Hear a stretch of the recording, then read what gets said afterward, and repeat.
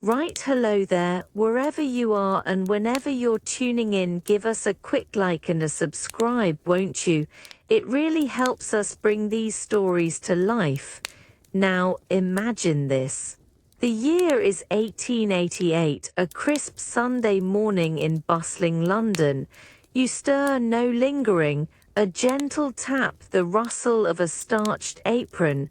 The maid enters, a silent herald of day's obligations. You sit stiffening as Sunday best layers are presented, the air cool, heavy with mothballed wool, starched cotton. You feel a prickle, an itch before material touches skin. Chemise, then petticoats, adding constraint. You try a deep breath. Thought alone tightens the corset. Then comes the challenge. You brace, drawing in sharply as the maid with practiced efficiency pulls the laces. It's a battle. Your diaphragm protests an internal groan. Your waist cinched tighter, sculpting the fashionable silhouette. Boning presses ribs, a firm reminder of propriety. Shoulders back, posture rigidly correct. A glimpse in the cheval glass reveals a stranger, clothes possessing you. The heavy dress slides over, sleeves restrictive, high collar unyielding. You adjust cuffs, thick buttons digging. A sigh escapes, barely audible, lost in the rustle. Outside, a family passes, similarly encased, heading towards church bells. You wonder if they too feel this peculiar embrace, a quiet burden yet part of the day's beauty. It's strange, this readiness, when you simply long for yesterday's gown. You catch the acrid, exciting tang of coal smoke, sharp and insistent, immediately cutting through the lingering scent of starched linen. The air vibrates, a low, guttural thrumming rising from the ground beneath your sensible boots. Ahead through swirling steam you glimpse it, a colossal, gleaming black beast, hissing, panting, dwarfing everything. The platform buzzes with controlled chaos. You're jostled gently by a passing gentleman. A firm hand guides your elbow through the throng. You scan the scene, porters wheeling luggage, families with nervous excitement, children clutching toys. Everyone shares this eager anticipation, this collective breath held. A piercing shriek from the engine's whistle cuts through the din, making you jump. The sound echoes, a thrilling, primal call to adventure. You feel heat radiating from the enormous boiler as you draw closer, a flush on your cheeks. Polished brass fittings on the locomotive glint, reflecting the muted light of the glass-domed station roof. Your carriage awaits, its plush interior a tantalizing glimpse of comfort. A helpful porter assists you up the high step. Inside, the air is different, a blend of new upholstery, old wood, and that persistent, softened coal scent. You find your seat, a slight jolt as you settle onto the springy cushions. Outside, the world blurs, but inside, a quiet calm descends. You look out, seeing the platform receding. This journey, this grand escape from the predictable city feels like more than travel. It's a tangible shift, a promise of simple, untroubled time ahead. You're now truly moving, carried forward with an undeniable purpose. The world outside becomes a blurred watercolor of greens and browns, rushing past your window with an insistent urgency. You feel the steady, powerful thrust as the train devours the tracks, a rhythmic chuff-chuff-chuff reverberating through the carriage floor and up through your very bones. It's a primal heartbeat, constant and comforting, an almost hypnotic pulse that settles deep within you.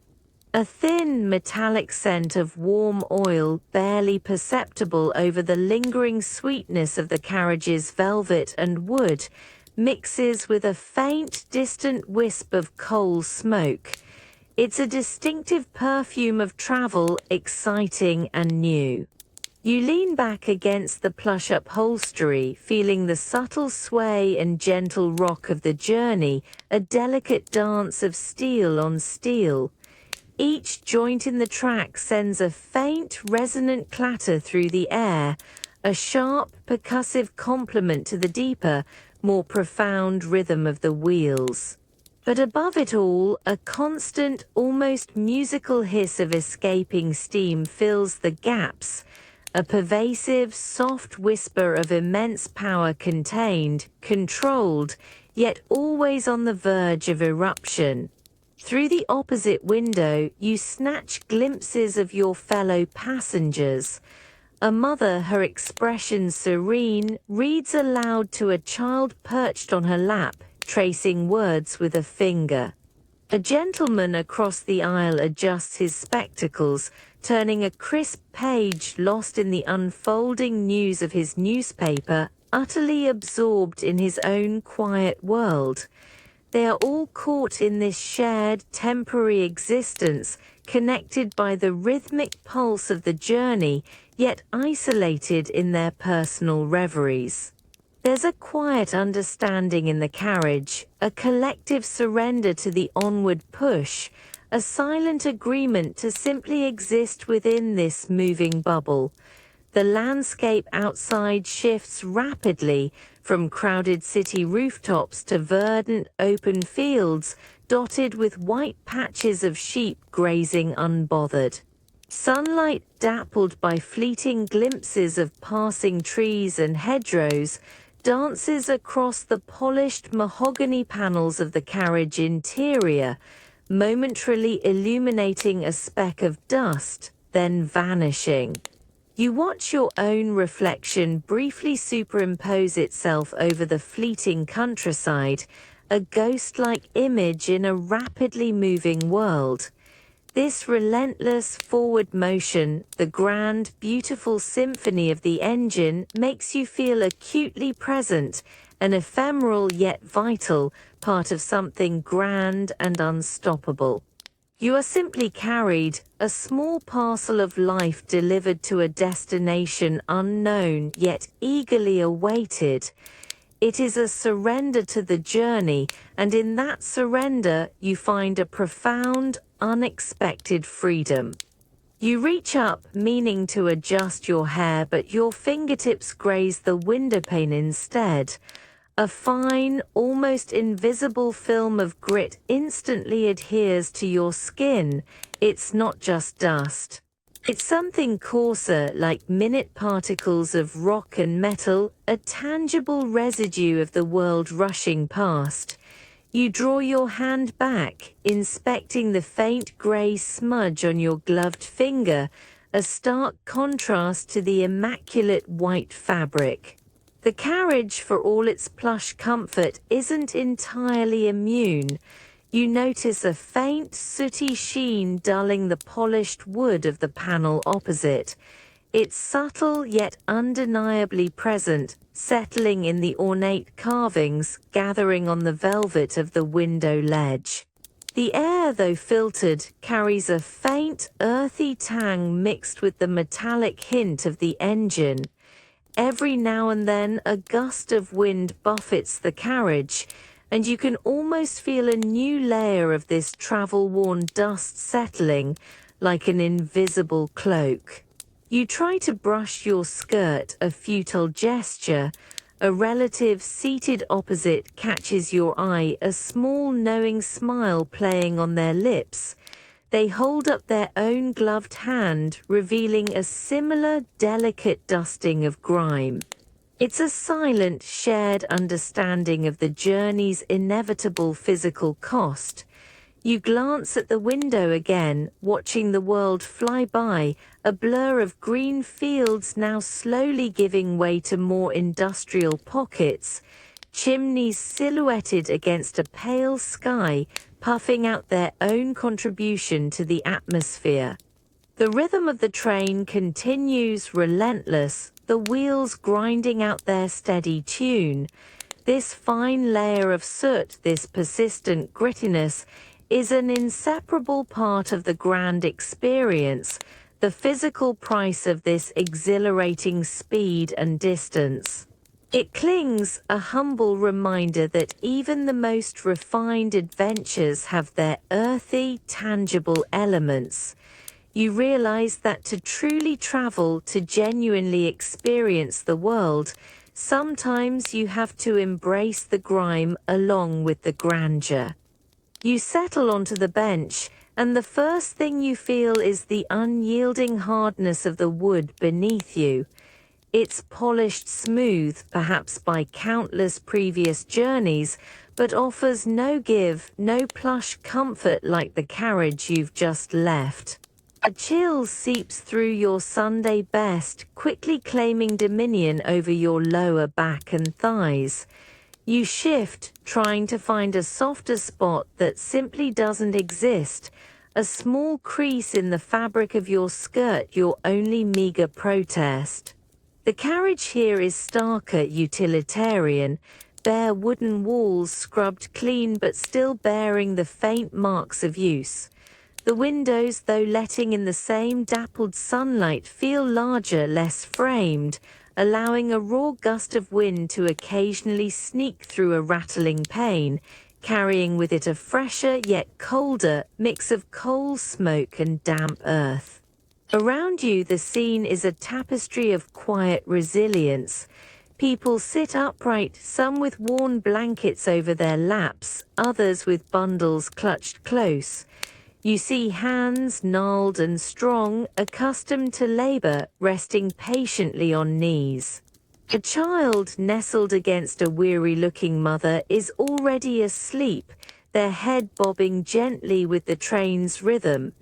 There's a different kind of hum here, not just the train, but the murmur of hushed conversations, the soft rustle of newspaper, the occasional cough that hangs in the colder air. The train's motion feels more pronounced, a less refined jostle that sends a shiver up your spine with each bump and sway. Your tightly laced corset, which felt merely restrictive before, now feels like a rigid, uncomfortable armor against the hard reality of the bench.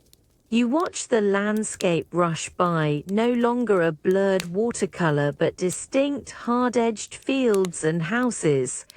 There's a curious sense of honest travel here, a direct connection to the journey itself, stripped of pretenses.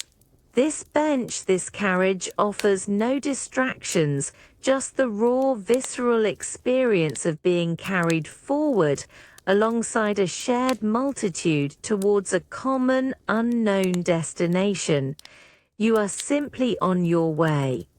The air inside this carriage is a dense, earthy blend, a hint of damp wool, the lingering ghost of pipe tobacco, and something indefinable, a warm, lived-in scent of human presence. You breathe it in, a shared atmosphere that speaks of countless journeys, of working lives and hopeful destinations. You glance around this wooden box, its sturdy frame enclosing a transient world. Every surface, from the worn floorboards to the ceiling planks, bears the marks of time and travel. There's a deep scratch here, a smoothed patch there, stories etched into the grain that you can only imagine.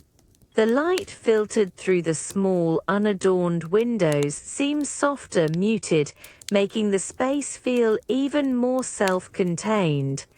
Opposite you, a man nurses a small canvas-wrapped parcel, his calloused hands resting patiently. His gaze is fixed somewhere beyond the window's blur, lost in his own thoughts, yet utterly present within this moment.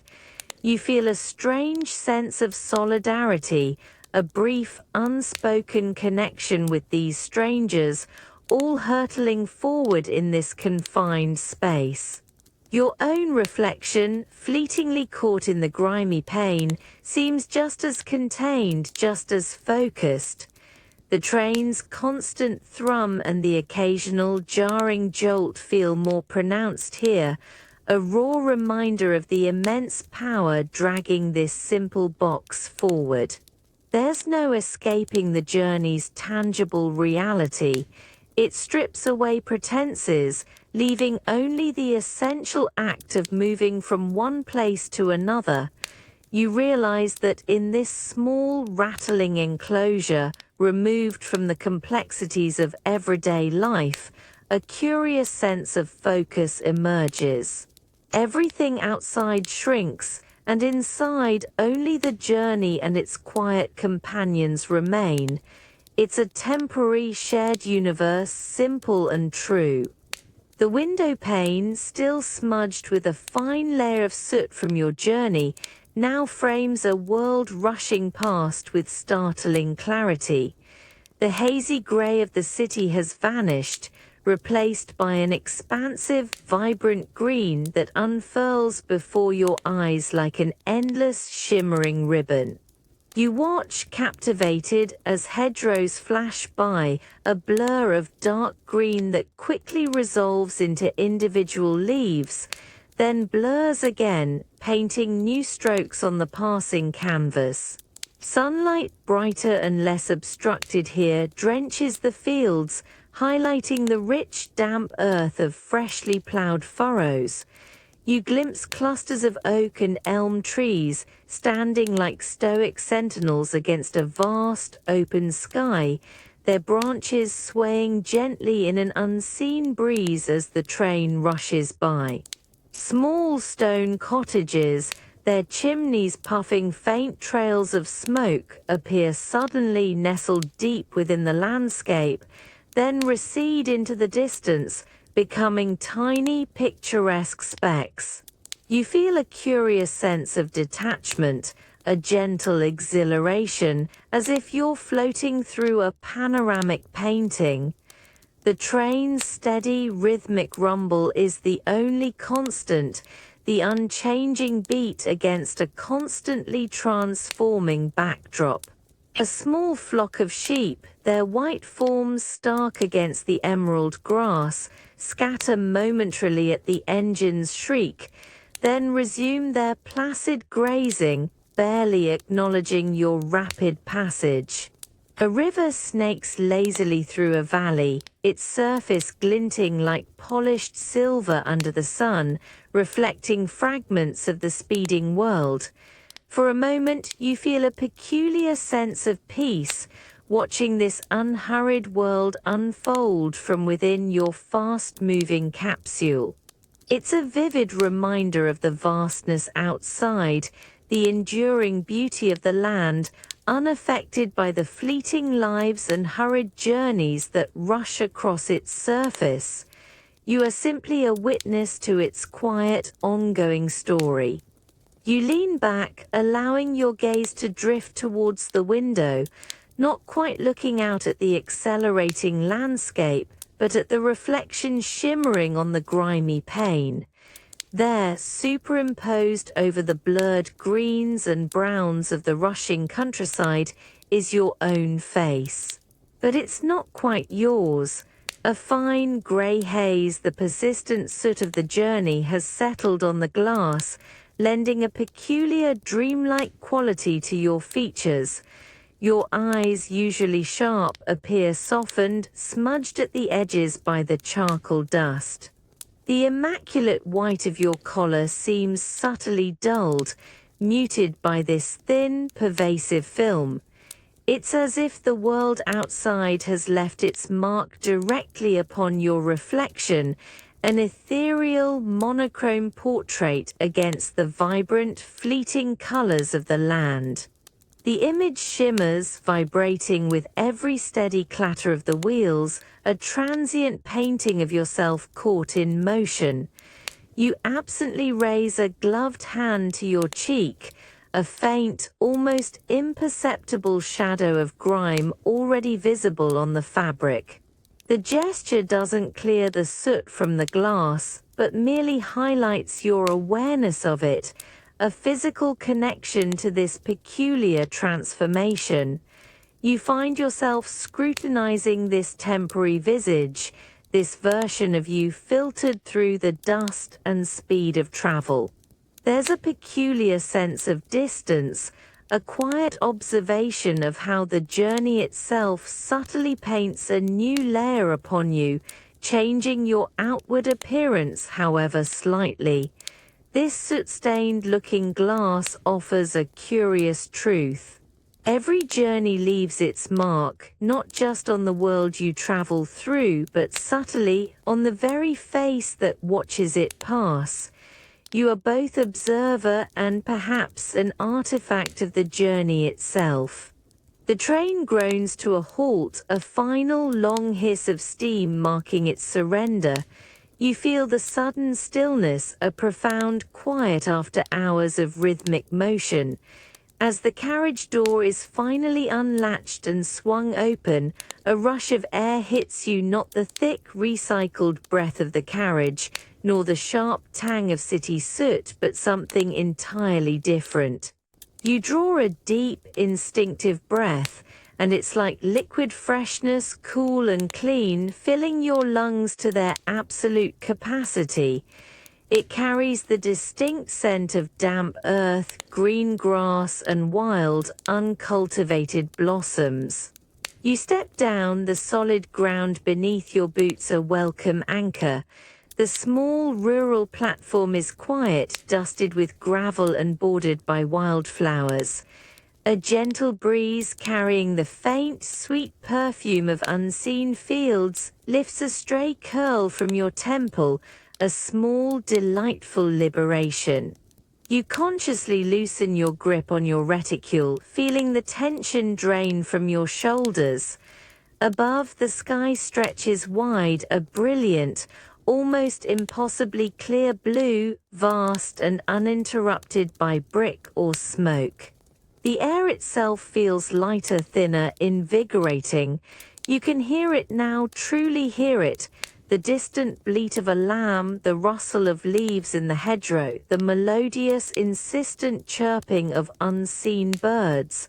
These aren't just sounds. They're textures in the air, woven into the very fabric of this new, expansive atmosphere.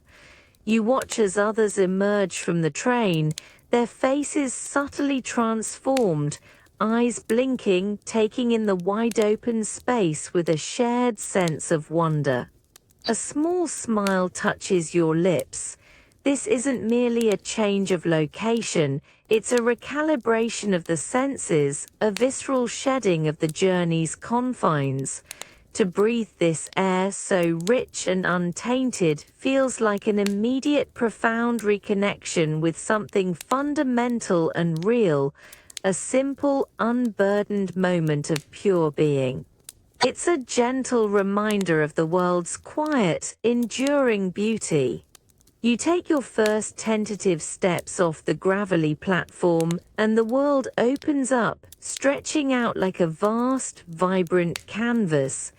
Immediately, the air feels softer against your skin, a gentle caress after the confined carriage. The colors here are deeper, richer, the grass an impossibly lush emerald, the distant hills a hazy, layered sapphire against a sky that seems painted with broad, confident strokes of pale blue. You find yourself walking on a narrow, winding path, the firm earth beneath your sensible shoes a welcome change from railway sleepers. A sweet, earthy perfume rises from the damp soil, mingling with the fresh scent of wild mint crushed underfoot. A gentle breeze whispers through unseen leaves, a sound almost unheard after the train's clamor. You look up, and the sunlight, warm and unabashed, dances through the branches of an ancient oak, dappling the ground in shifting patterns of light and shadow.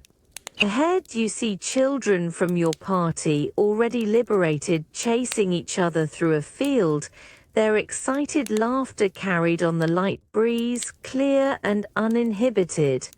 Their movements are unconstrained, a stark contrast to the stiff posture you maintained for hours. Your own muscles, still remembering the train's sway, begin to relax, feeling the subtle give of the ground with each step. A cluster of wildflowers, their petals a riot of yellow, red, and blue, sways gently by the path's edge, seemingly brighter, more intense than any you've seen in a city park. You pause for a moment, simply breathing it all in, allowing your gaze to sweep across the uninterrupted horizon. This isn't just a landscape. It's an invitation, a tangible escape into a world where the only demands are the quiet movements of nature. You are no longer just observing, you are stepping into a serene, living painting. It's a profound, simple beauty that makes you feel utterly, gloriously present. The smooth, cool wood of the picnic basket handle digs into your gloved palm, a surprisingly firm reminder of its contents. It's heavier than you anticipated, a substantial, satisfying weight, hinting at the feast carefully packed within. Each step you take along the winding path shifts the basket, a gentle, rhythmic swing against your leg, challenging your carefully maintained posture. You feel the slight strain in your arm, a subtle pull on your shoulder as you strive to hold it with an effortless grace. This isn't just about carrying lunch, it's about upholding the image of a leisurely Sunday outing. You glance at your traveling companions, noting how they too manage their burdens, the delicate grip on a parasol, the careful adjustment of a shawl, everyone playing their part in this tableau of refined enjoyment. The children, bless their boundless energy, dart ahead unencumbered, their joyous shouts echoing through the sun-dappled glade, a stark contrast to your own measured pace. The scent of freshly cut grass, warmed by the morning sun, fills the air, mingling now with a tantalizing hint of something savory from the basket, perhaps a slice of cold ham or a freshly baked tart. Your stomach gives a discreet, anticipatory rumble. You pass beneath a canopy of ancient trees, their leaves a riot of emerald green, momentarily plunging you into cool, dappled shadow. The wicker feels rougher against your hand in the cooler air, the weight more pronounced. You adjust your grip, feeling the intricate weave of the basket's design, almost as if it's an extension of your gloved hand. The path narrows, forcing you to navigate around a cluster of wildflowers, their vibrant colors a cheerful splash against the earthy tones. You lift the basket slightly higher, careful not to snag your skirt, maintaining your composure with a practiced ease. It's a small performance, this walk, a delicate balance between the physical effort and the outward show of unruffled elegance. The desire to simply plonk the thing down and shake out your arm is potent, but the thought is fleeting. There's a certain satisfaction you realize in the quiet exertion, in being the bearer of such simple, yet utterly delightful bounty. This journey carrying this woven treasure feels like a tangible investment in the simple pleasures soon to unfold. It is a small test of endurance, a testament to the understated strength required for a perfect Sunday afternoon. The faint perfume of sweet almonds reaches you before the plate does, a delicate, almost ethereal scent carried on the gentle breeze. You reach for the tiny tart, its crust a perfect golden lattice, a miniature work of art cradled between your fingers. It feels cool, fragile.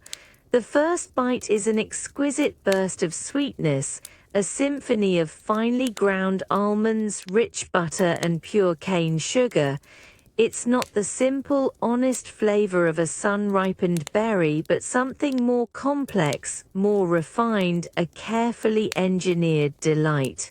The pastry crumbles on your tongue, soft yet crisp, melting almost instantly, leaving behind a lingering, warm sweetness. This isn't just food, it's a meticulously crafted experience. You watch a child opposite, their face bright with uninhibited joy as they devour a similar treat, crumbs dusting their chin. Their pleasure is raw, unburdened. The lush green of the countryside provides a vibrant, natural backdrop to this meticulously prepared picnic. Each item, from the gleaming silverware to the folded linen, speaks of careful planning, of a desire for perfect, cultivated enjoyment. Even the air itself, fresh and clean, seems to enhance the delicate flavors. This small, perfect morsel, so utterly removed from the wild bounty surrounding you, feels like a tiny, edible celebration of human artistry. It's a fleeting moment of pure, constructed happiness savored in the open air, a sweet counterpoint to the raw, untamed beauty of nature.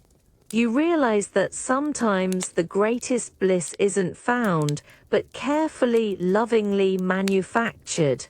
You drop to your knees, the soft, cool grass immediately cushioning the impact, a delicious give after the hard surfaces of the train and path. Suddenly, the world transforms. Blades of grass, which seemed merely green from above, now rise around you like a dense, emerald forest, each stalk a vibrant, individual entity, glistening with morning dew. The air here, so close to the earth, carries a potent, rich scent of damp soil and blooming clover, completely engulfing your senses. You press your palm flat against the ground, feeling the surprising coolness of the earth beneath, the tiny prickle of unseen insects scuttling away. Your gaze, now from this new, lower vantage point, catches the intricate dance of ants, their busy paths weaving across the picnic blanket, each one a miniature explorer in a vast, sprawling landscape. Above, the sun, which felt distant and merely warm on your face before, now filters through the towering grass stems in shimmering golden shafts, creating a magical, dappled light. A tiny ladybird, its red shell dotted with perfect black spots, crawls slowly over a broad leaf, its journey an epic saga unfolding before your very eyes. You lean in, so close you can hear the faint, delicate rustle as it moves, a sound that would be utterly lost from any higher perspective. A buzz, low and insistent, drifts past your ear, a bee heavy with nectar meandering through the miniature jungle. You follow its path, a thrilling, unhurried pursuit. Your hand reaches out instinctively to trace the delicate veins of a fallen leaf, its texture surprisingly rough, complex. The world previously observed from a comfortable distance is now a vibrant, tactile experience full of minute wonders. The distant sound of adult laughter, usually the center of your attention, is now a soft, pleasant background hum, like the wind through far-off trees. Here in this small, hidden world beneath the towering canopy of grass, you are completely absorbed. It's a profound reminder that true wonder often lies not in looking further, but in looking closer, allowing the smallest details to become the grandest adventures. You feel it first as a faint, insistent tickle, a tiny, annoying whisper at the nape of your neck. It's a sensation that starts subtly, a mere distraction, but quickly escalates into a persistent, maddening prickle. The thick, scratchy wool of your Sunday coat collar, so prim and proper just hours ago, now feels less like a mark of decorum and more like a coarse enemy, relentlessly digging into your skin. You can almost feel the individual fibers, stiff and unyielding, scraping against your delicate flesh with every slight movement of your head. The warmth of the afternoon sun, which had been so delightful on your face, now only seems to intensify the rising heat beneath the heavy fabric, trapping the irritation and amplifying the torment.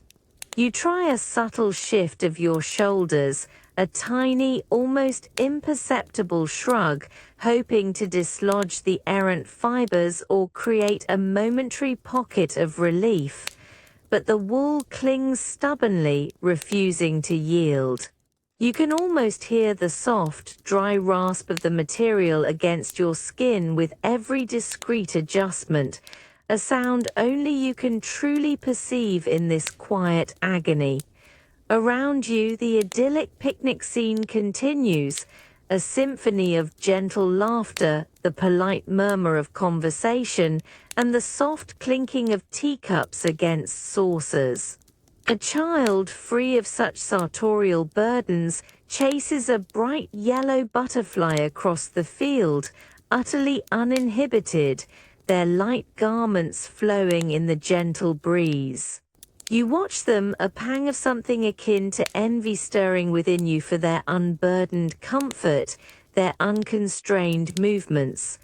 Your fingers, tucked primly in your lap, twitch with a silent, desperate battle against the overwhelming urge to reach up, abandon all decorum, and furiously scratch at the offending itch. You know you can't. Propriety demands a serene composure, an unruffled elegance, even when your neck feels as though 100 tiny insects are performing a frenzied dance upon it.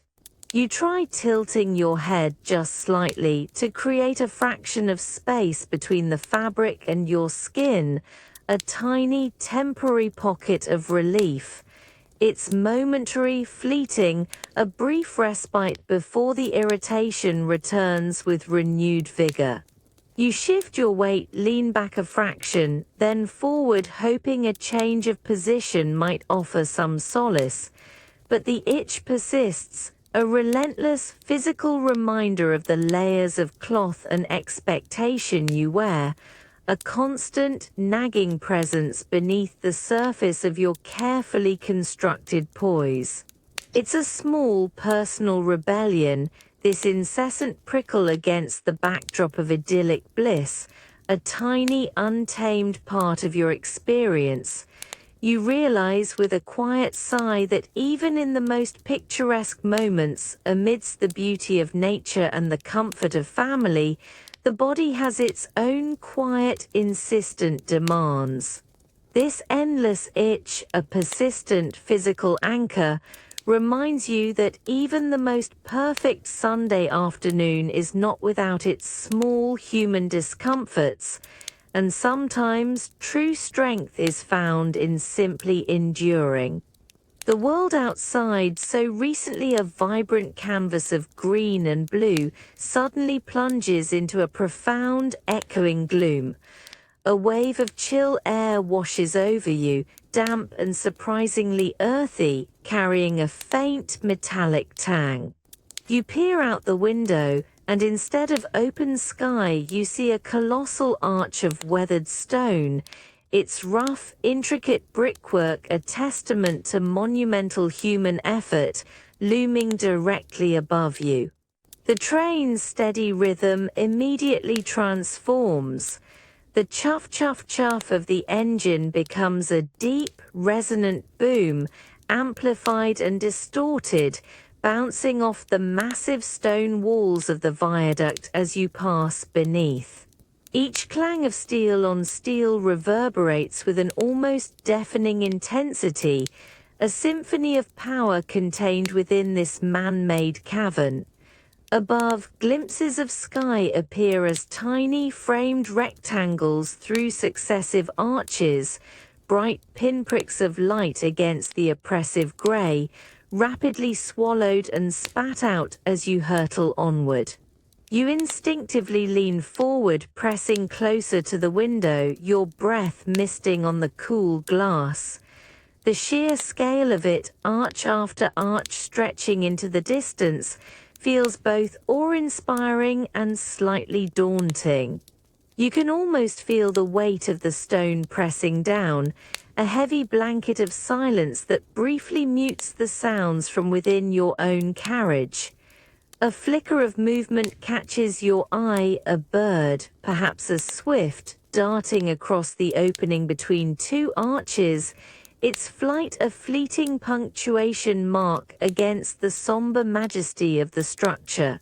You glimpse other passengers, their faces momentarily illuminated by a passing shaft of sunlight, their expressions a mix of quiet wonder and slight introspection, all caught in this shared, fleeting passage through the monumental. The air itself feels different here, thick with the scent of damp stone and the deep, enduring history of the place. As quickly as it arrived, the shadow begins to lift, daylight returning in gradual, expanding waves. You emerge into the bright afternoon once more, blinking as your eyes adjust. The vastness of the green fields a startling contrast after the immense, dark embrace of the viaduct. It leaves you with a profound sense of the enduring power of human creation, standing in silent, steadfast grandeur amidst the fleeting beauty of nature. The carriage lurches not violently but with a pronounced sway that catches you slightly off guard. You glance out the window and your breath hitches. Below, the ground has fallen away dramatically. You're not just elevated. You're perched seemingly precariously high above a winding river, its surface a distant, shimmering ribbon far beneath the train.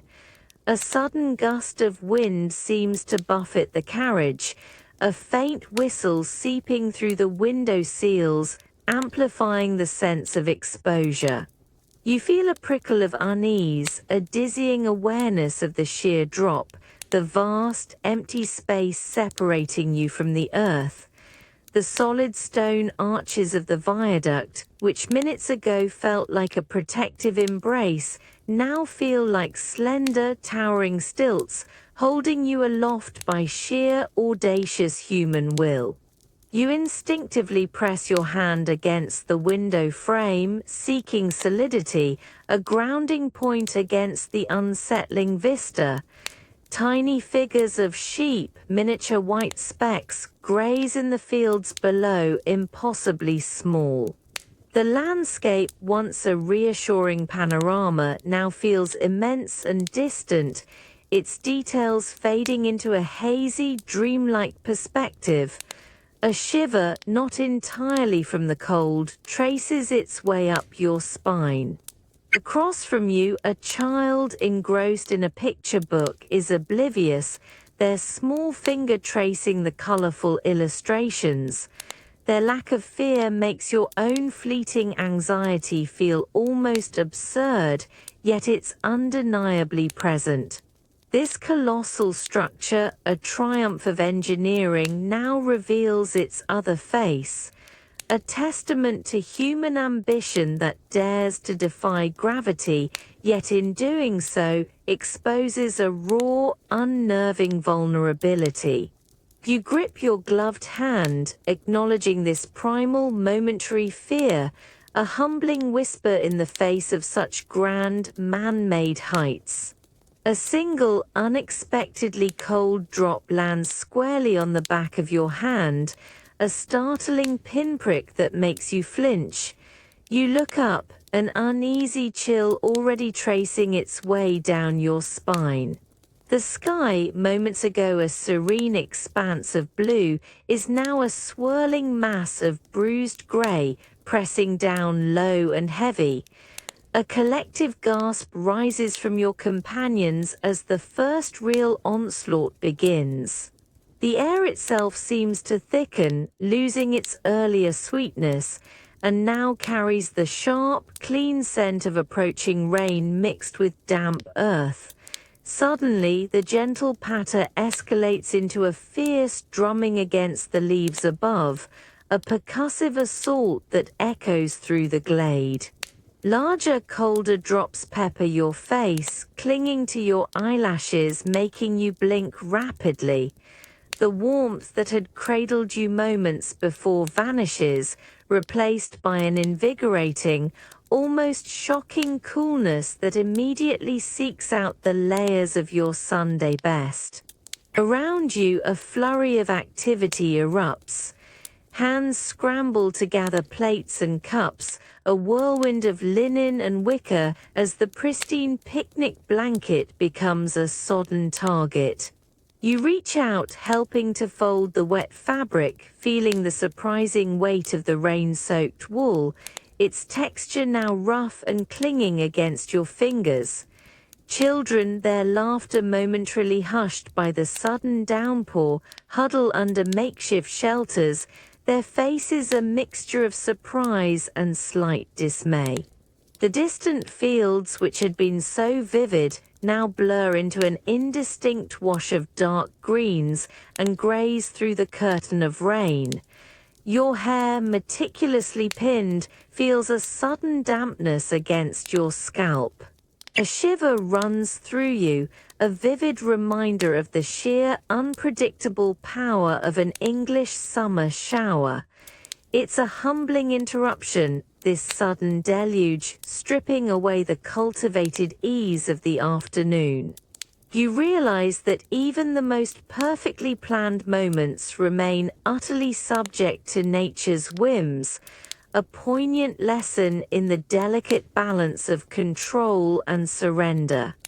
You duck beneath the colossal, spreading branches of the ancient oak, and the world's sudden clamor instantly softens. The fierce drumming of rain on open ground becomes a muffled, continuous patter on the dense canopy above, a comforting, deep rumble that surrounds you. Water streams down the gnarled, furrowed bark of the trunk, a miniature waterfall carving temporary rivulets in the mossy green.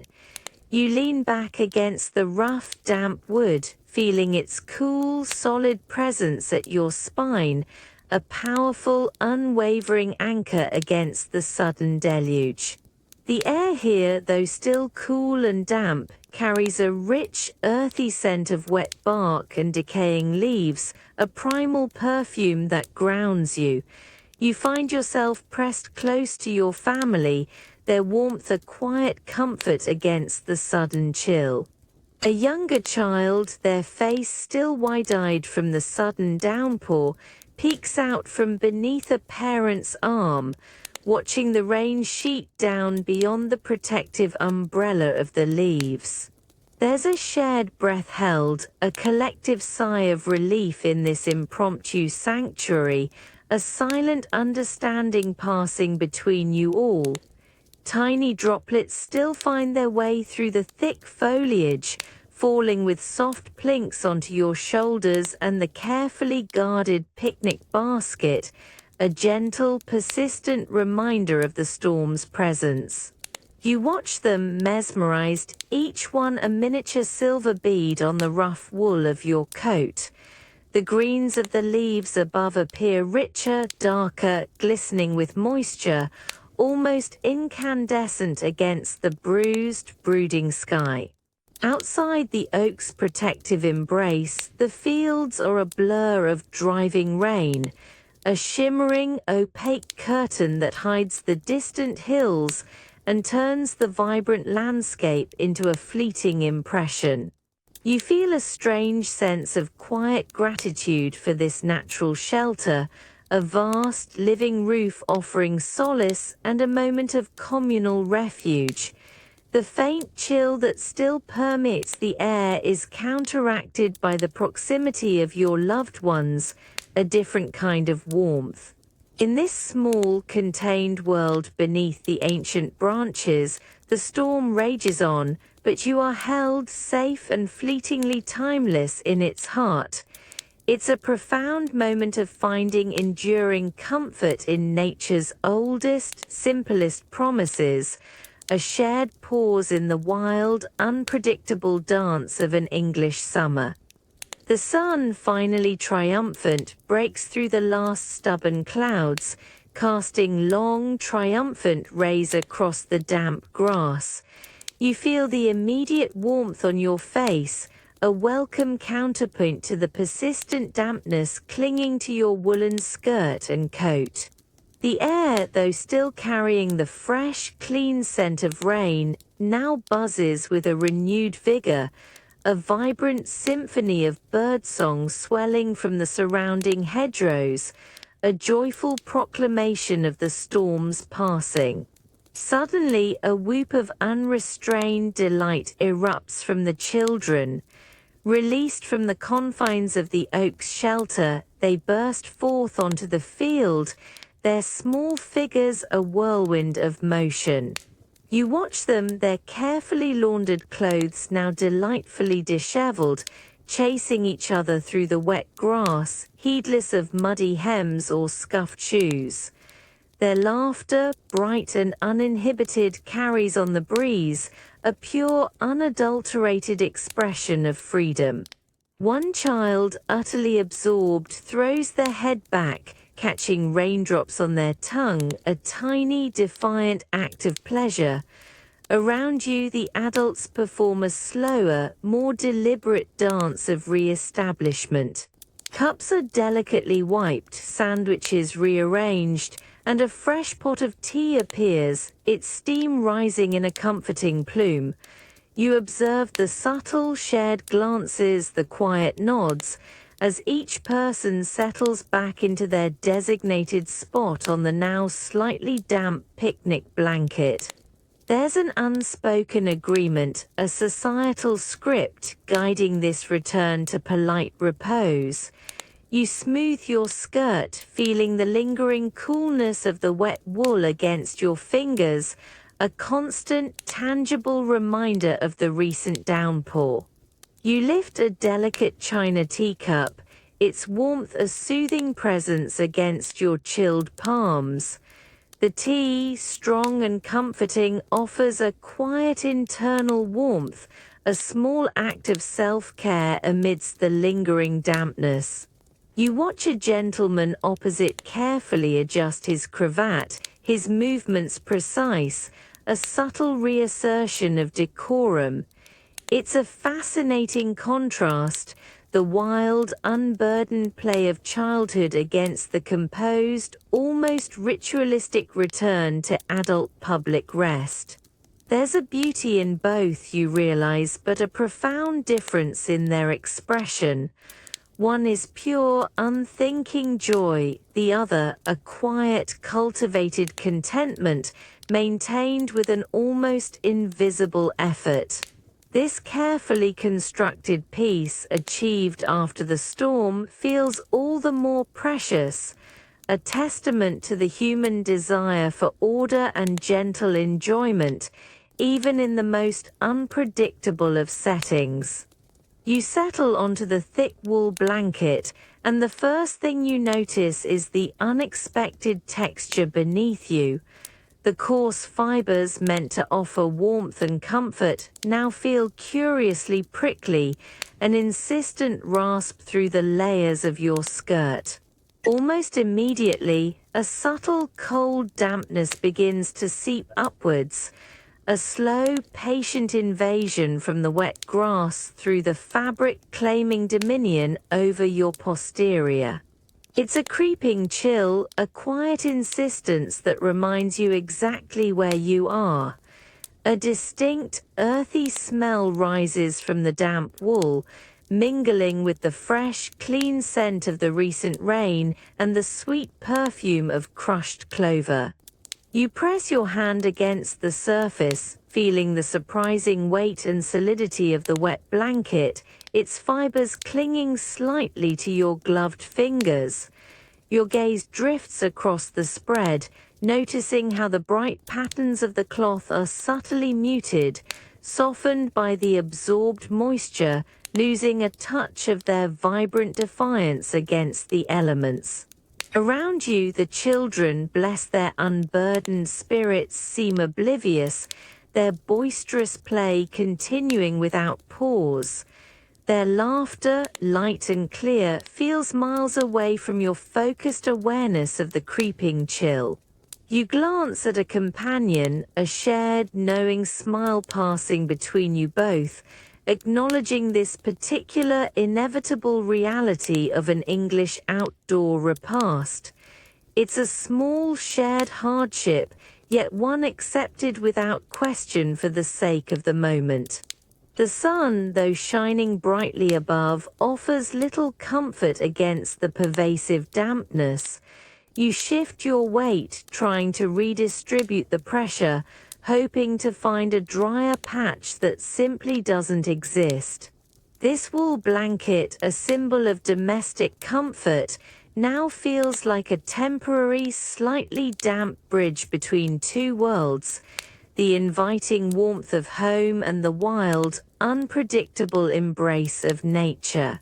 You realize that sometimes true enjoyment isn't about perfect comfort, but about embracing the small, persistent discomforts that come with truly experiencing the world, making the simple warmth of a shared moment all the more precious.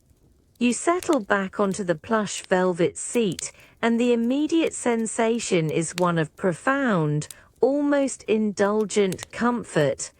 The springy cushions yield beneath you, a stark, luxurious contrast to the hard wooden bench you endured earlier.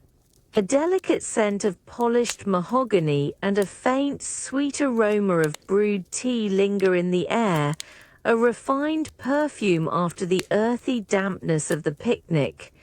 You press your gloved hand against the smooth, cool glass of the windowpane, noticing its utter cleanliness. Not a speck of soot dares to cling here. Outside, the landscape rushes past, but it feels somehow more distant, more composed, framed perfectly by the ornate window. The green fields, still glistening from the recent shower, stretch out like a vast, carefully tended tapestry. You spot a farmer, a miniature figure in the distance, working a field with his horse, a fleeting glimpse of a world that feels both familiar and entirely separate from your cocoon of comfort. The train's rhythm, a smooth, consistent hum, vibrates gently through the carriage floor, a soft lullaby rather than a raw, powerful thrum. You watch the scenery, a continuous moving picture postcard. Hedgerows and ancient trees, their leaves now completely dry, shimmer in the afternoon sun, their details sharp and pristine. Occasionally, a grand country house, its chimneys neatly smoking, appears nestled amongst the distant hills, then recedes. Everything seems perfectly placed, impeccably maintained, as if nature itself has tidied up for the esteemed passengers of this carriage. Around you, the other passengers maintain a quiet decorum. A lady across the aisle sips her tea with a delicate precision, her gaze serene as she observes the passing view. A gentleman reads his newspaper, its crisp pages rustling softly, his attention undivided. There's a palpable sense of peace, a refined detachment from the raw, unpredictable elements you experienced just hours ago. The world outside, viewed through this pristine glass, feels tamed, organized, less visceral.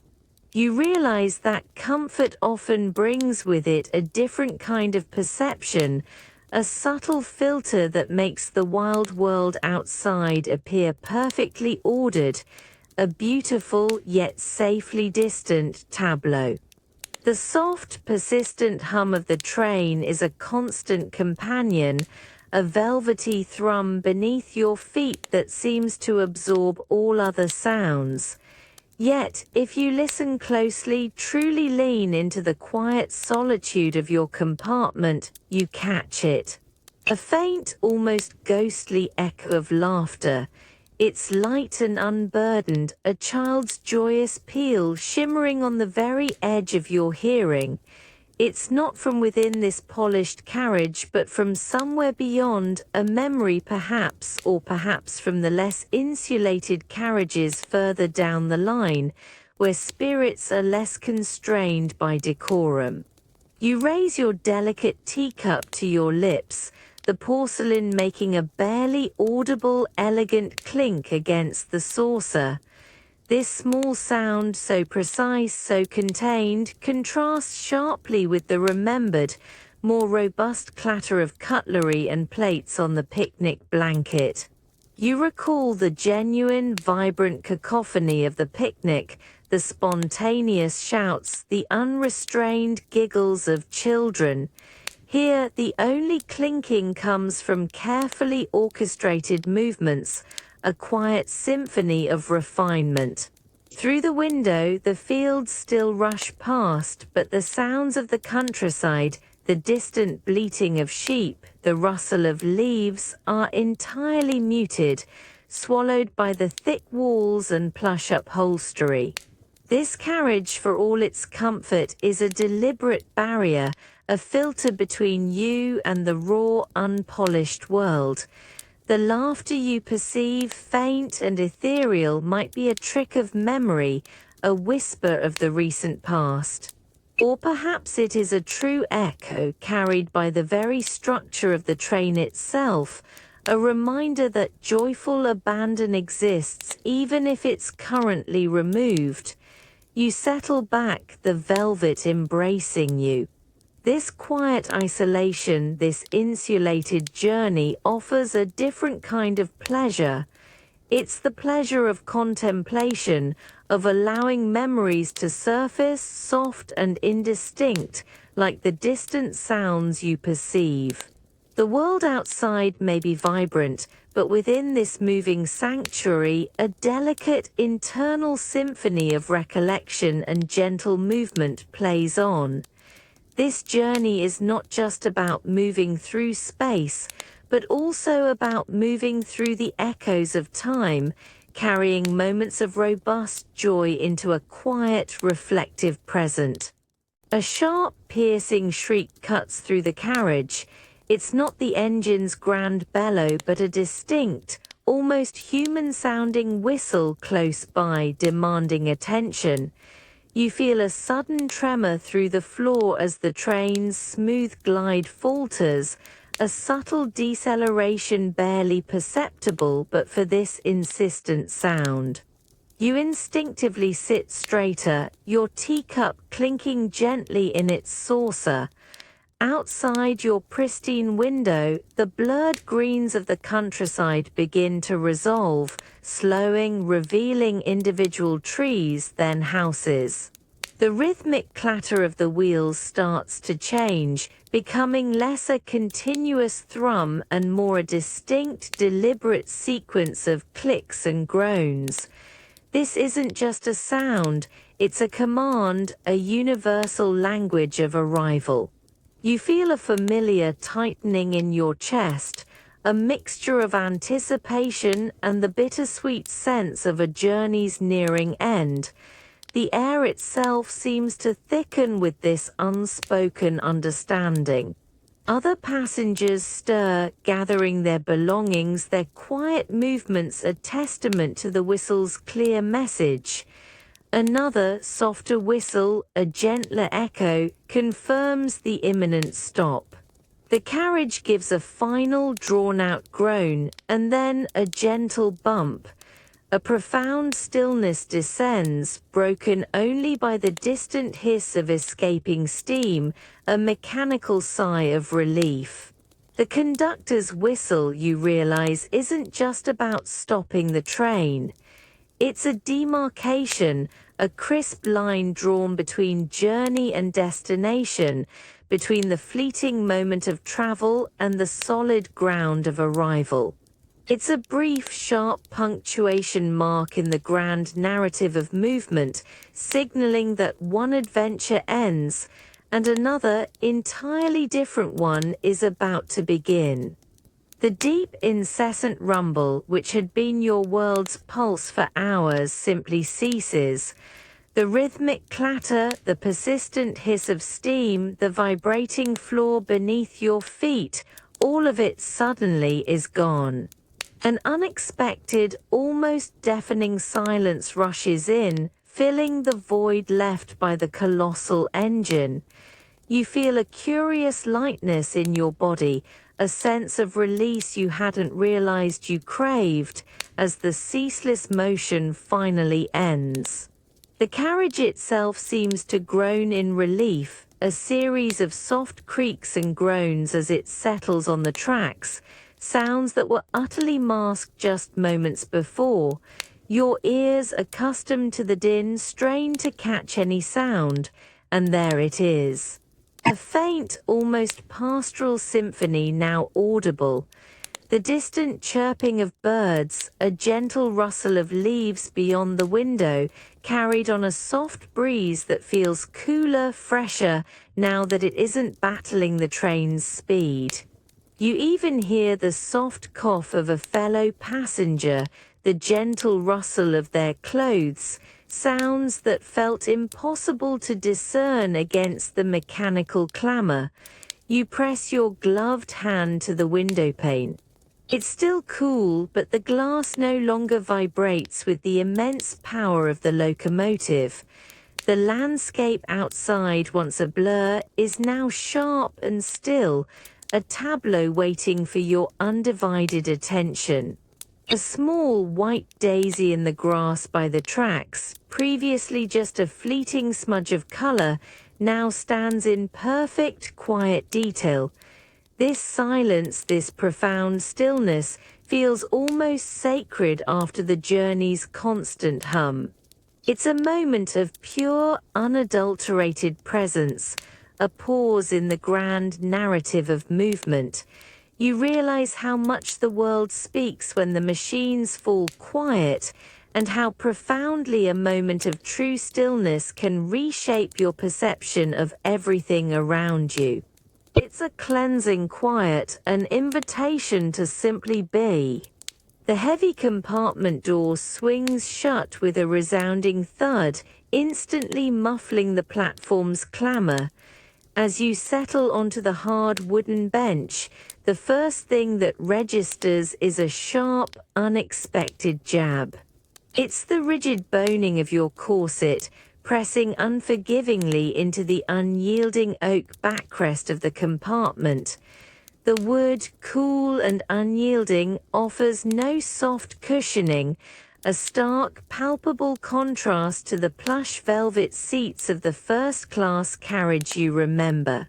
Each slight jostle of the train, each gentle sway of the carriage, translates into a persistent, digging pressure against your ribs and spine, a dull ache that steadily promises to intensify with every passing mile. You subtly shift your weight, attempting to find a softer angle, a fractional space where rigid bone doesn't meet even more rigid wood, but the corset holds firm.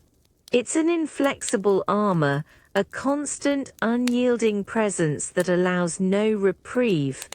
The air in this compartment carries a rich, earthy scent of old oak, mingled with a faint, sharp aroma of coal dust that has meticulously settled into the carriage's ancient timber.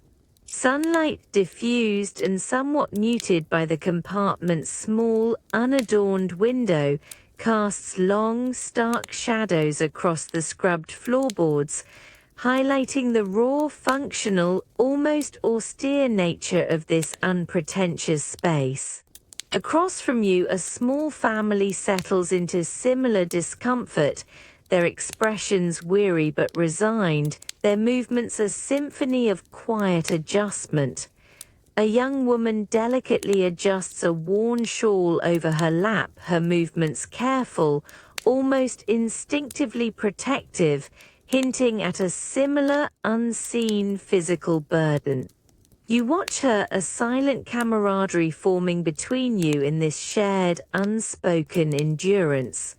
The train's rhythm here feels more visceral, a raw, percussive clatter that vibrates through the hard bench and up through your constrained form, a constant reminder of the arduous journey. You try to take a deeper breath, a natural, almost unconscious desire for expansion, but the corset, already tightly laced, feels even more restrictive, its confines intensified by the unyielding support behind you. This isn't just a simple wooden seat, it's a crucible of quiet discomfort, a physical testament to the journey's demands. The desire to simply lean back, to truly surrender to relaxation, is a fleeting, almost rebellious thought, immediately quelled by the unyielding reality of the hard wood and the stiff fabric encasing you. You gaze out at the rapidly passing landscape, a blur of deep green fields and distant hazy hills, beautiful in its untamed expanse, but somehow detached, remote from your immediate, enduring physical reality within this confined space. This leg of the journey, you realize, is not merely about covering distance or reaching a specific destination. It's a subtle yet profound lesson in the quiet, unyielding patience required to simply exist, to maintain a semblance of composure and elegance, even when confronted by the persistent dictates of physical constraint and the stark simplicity of the world around you. You find yourself settling back into the carriage, the deep, persistent rumble of the train now a familiar thrum beneath your traveling boots. The plush velvet seat which promised comfort feels less yielding now. Instead, it's the relentless embrace of your corset that dominates your awareness, a rigid internal scaffold that has become a second skin, chafing subtly against your ribs with every gentle sway of the carriage. Your spine, held in unyielding posture for hours, protests with a dull, persistent ache that travels up to your shoulders. You glance out the window, watching the landscape blur and resolve, a soothing rhythm. But even this quiet observation requires a sustained effort. You feel the pull of the heavy woolen skirt, still slightly damp from the earlier shower, its weight adding to the overall sense of physical burden. A subtle warmth radiates from the confines of your clothes, trapped beneath the layers, making you feel both primly secure and oddly constrained. You try to take a deeper breath, an almost unconscious attempt to expand your lungs, but the tightly laced garment offers firm resistance, a constant reminder of its presence, allowing only shallow, controlled inhalations.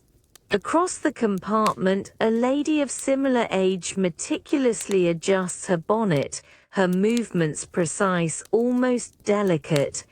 You observe the subtle tension in her jaw, the barely perceptible tightening of her gloved fingers, recognizing a kindred spirit in this quiet, unseen labor. There's a silent, shared understanding of the effort involved in maintaining this outward composure, this facade of unruffled ease. Each adjustment, each polite turn of the head, each serene glance demands a deliberate muscular engagement, a quiet battle against the internal discomfort.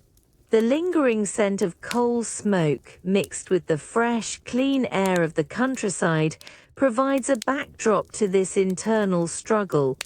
You shift ever so slightly, trying to alleviate the pressure, a small private act of defiance against the dictates of fashion and propriety. But the corset holds firm, a constant physical anchor. Your fingers resting primly in your lap ache with a weariness that has nothing to do with manual labor, but everything to do with maintaining an illusion. This journey, you realize, is as much an internal odyssey as it is a physical one, a continuous negotiation between the body's quiet protests and the mind's insistent demand for decorum. The unseen labor of feminine poise, you reflect, is a constant, subtle performance enacted with grace and resilience, a silent testament to enduring strength beneath layers of lace and wool. You are not simply traveling. You are embodying a profound, yet often unacknowledged, art of endurance. You catch a new, acrid scent in the air, a metallic tang of burning coal that cuts sharply through the lingering sweetness of the fields.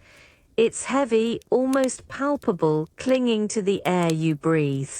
The rhythmic clatter of the train, which had been a steady, comforting pulse, now feels somehow harsher, more insistent, a less leisurely beat. Then you see it. On the horizon, a jagged line not of trees but of stark grey structures. Towering chimneys, thick and unyielding, pierce the sky, exhaling plumes of dark, bruised smoke that unfurls slowly, like colossal bruised banners dulling the vibrant blue. The vivid green landscape, so recently a tapestry of nature's bounty, now gives way to patches of scarred earth, darker and less yielding. Your gaze travels across the emerging scene. Rows of identical dark-bricked houses huddle together, stark and uniform, replacing the scattered, picturesque cottages. You glimpse a cluster of dark, skeletal frames against the skyline, something mechanical and imposing. The sounds, too, begin to shift, a low, distant hum, a metallic clang that floats faintly on the breeze, competing with the train's rumble. A shiver, subtle and unsettling, traces its way down your spine. This is a different kind of beauty, perhaps one born of human toil and monumental ambition, but undeniably an intrusion, a stark grey scar across the gentle face of the countryside. You watch as a gentleman opposite closes his book with a soft sigh, his eyes, momentarily devoid of their earlier softness, fixed on the approaching industrial panorama. The transition feels abrupt, a stark declaration. The world has transformed, revealing the relentless march of human endeavor, a powerful, unwavering force. It's a sobering truth, you realize, that even the most idyllic escape must eventually yield to the persistent, transformative hand of progress, returning you to a world shaped by both natural grace and man-made might. A sudden, gut-rattling roar tears through the air, shaking the very carriage you sit in, sending a deep tremor through the floorboards and up into your tightly laced corset. It's not the familiar, rhythmic chuff of the engine, but something vast, elemental, and utterly alien to the pastoral scenes you've been enjoying. You flinch instinctively, your gaze snapping towards the window, already drawn by a nascent fiery glow that seems to have ignited the bruised, late afternoon sky. And there it is. The colossal factory chimney, a stark, uncompromising monolith of industry that only moments ago merely puffed languid trails of dark smoke, now erupts with a terrifying, untamed fury. A violent orange-red belch of raw flame vomits upwards, a searing plume of fire that briefly illuminates the entire landscape with an unnatural, almost apocalyptic brilliance. You feel an immediate, intense wave of heat, a palpable warmth that presses against your cheek and the pristine glass of the window, even through the insulating layers of the carriage. The very air outside seems to shimmer and distort, vibrating visibly with the sudden thermal blast, carrying with it a chilling sense of immense uncontained power. Immediately following this spectacular yet unsettling display of fire, a dense, choking column of pitch-black smoke billows furiously out of the chimney's maw. It expands with an alarming rapidity, coiling and twisting into grotesque, monstrous shapes, greedily swallowing the fading daylight and spreading across the horizon like an advancing, ominous storm cloud. It carries a sharp, acrid scent, a raw industrial stink of hot metal, burnt chemicals, and soot that permeates the carriage's otherwise genteel air, even through its tightly closed windows. The beautiful, fresh countryside air you reveled in earlier is now tainted, heavy, and metallic. You find yourself watching, utterly transfixed, as this raw, untamed power unfolds before your eyes. Across the compartment, a fellow passenger, a refined lady you've been sharing polite glances with, gasps audibly, her hand flying instinctively to her mouth, her eyes wide with a mixture of fear, bewilderment, and a curious, morbid fascination. Her composure, usually so impeccable, has been momentarily shattered by the sheer, overwhelming spectacle. It's a primal display, a stark, visceral reminder of man's relentless ambition, his unyielding determination to harness and exploit the Earth's elements, forcing nature itself to bend spectacularly to its fiery will.